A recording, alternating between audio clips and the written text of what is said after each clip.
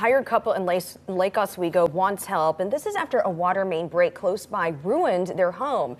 They're stuck with a massive bill to fix that extensive damage. So they want to know why the city won't pay to fix the issue caused by the city's broken pipe. KOIN 6 investigator Elise Haas looking for answers from city officials. Elise? As you can imagine, this flipped this family's whole situation upside down as their lives are just upturned. And because the city's decision it has left this couple in their 70s to take out a more than $100,000 loan because their homeowner's insurance won't cover the cost either. It has been a construction zone since November the 6th. Gary Vucinich and his wife moved to Lake Oswego to be near their grandchildren. But their retirement took an unexpected turn. We're reminded that the city just basically ignored us. Plastic sheets now block off the upstairs because they had to gut the entire lower level of their home, losing their bedroom, bathroom, and living room. So the city water line broke here. On November 6th, Vucinich noticed water flooding and pooling outside of his home after a week's worth of heavy rain.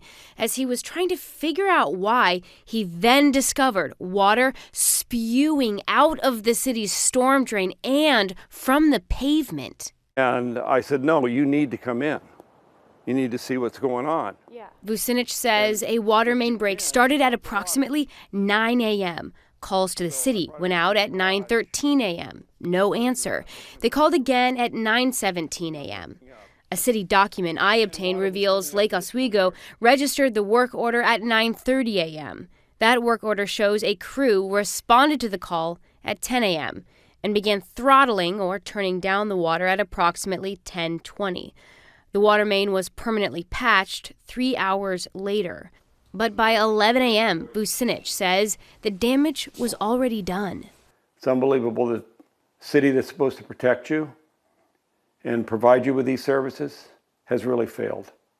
During the water main break, thousands of gallons of water gushed from the ground, pouring down the hill and into his home.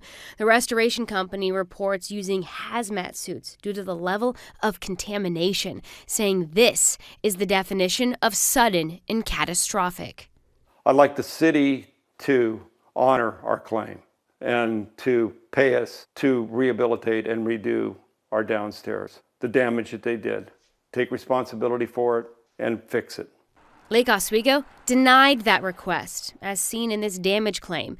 The city's insurance provider saying the city had not been working on this pipe and had no expectation that the pipe might rupture. There is no evidence to suggest that the city was negligent in maintaining the pipe or responding to the rupture. The evidence leads us to believe that our insured is not liable for your damages. Vucinich met with the mayor and assistant city manager, asking them to reconsider. But he says the city told him they didn't have a legal obligation to help him. And when I asked Joe Buck, the mayor of Lake Oswego, and Megan Phelan, the loss manager for the city of Lake Oswego, what kind of assurance they could give us that this wouldn't happen again. They said, we can't give you any assurance that this wouldn't happen again.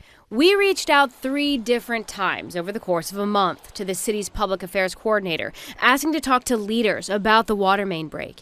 Each time they responded with an email saying they relied on an outside insurance company to make the decision for them. The city also said they could not comment on individual claims or cases. City reports show the pipe that failed was installed in 1970, making it 54 years old. Vucinich says the city told him most pipes should last 80 to 100 years. He says the city told him it has no plan to replace it. What I'd say to anybody out there is this can happen to you. It happened, this time it happened to us. Vucinich now threatened to take the city to court. His lawyer writing in a court action notice. City employee statements indicate that the water main may have been leaking for some time, which suggests potential negligence. The couple is considering the extent of which the timing and nature of the city's response to the rupture may have exacerbated their damages. The city has agreed to fund repairs to a privately maintained road damaged by the rupture. Email correspondence I obtained through public records requests show conversations among city employees after receiving Gary's intention to sue. They redacted nearly every single word of their emails before revealing them to us.